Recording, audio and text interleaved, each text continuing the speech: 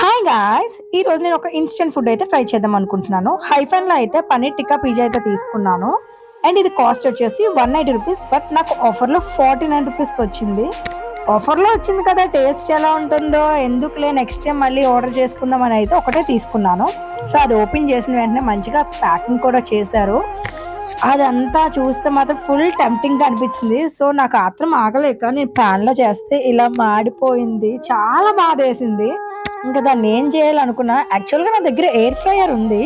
Air ఫ్రైయర్‌లో ఆ base అనేది సరిపోతుందా లేదా డౌట్. దాంతో అది యూజ్ చేసి చాలా మంత్స్ అయింది. ఇప్పుడు క్లీనింగ్ చేసుకునేంత ఒళ్ళు బరువెక్కువయ్యి ఇలా అయితే చేసేసాను. ఇంకా మా అమ్మకి తెలీదు ఇలా మాడిపోయిందని. పైనైతే అస్సలు కుక్ అవ్వలేదు. నేను పెట్టిన 2, 3 మినిట్స్‌కే నాకు స్మెల్ వచ్చేసి పొగలొచ్చేసింది. వెంటనే ఆఫ్ చేసేసా.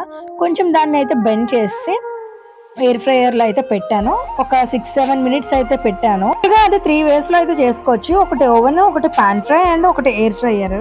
సో, మంచిగా అయితే కుక్ అయిపోయింది. అంతా హ్యాపీగా ఉంది. కానీ ఒక్కటి డిసప్పాయింట్ అయిపోయింది గాయ్స్. నేను ముందుగా మార్చేసా కదా! మాడి ఒక్కటి తలుచుకుంటే చాలా బాధేసింది.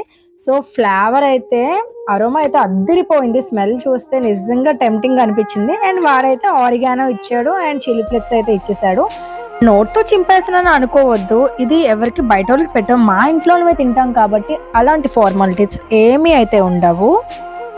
యాక్చువల్‌గా పిజ్జా అయితే నాకసలు నచ్చదు. ఎప్పుడో ఏదో తప్పదా ఉంటే తింటాను. బట్ ఈసారి పిజ్జాని చూస్తే నిజంగా మౌత్ వాటరింగ్ అయితే అయ్యింది. సో, ఫస్ట్ బైట్ తిన్నప్పుడు నాకేం టేస్ట్ అనిపించలే అండ్ మాడు తగిలింది.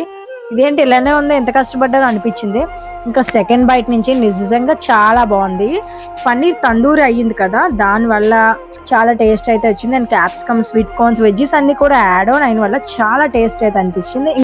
చీజ్ అయితే బయటికి చీజ్ తగులుతుంటే మంచిగా అయితే ఎంజాయింగ్ చేశాను. మీరు కూడా ఒకసారి అయితే ట్రై చేసేయొచ్చు ఈ ఇన్‌స్టంట్ పిజ్జాని.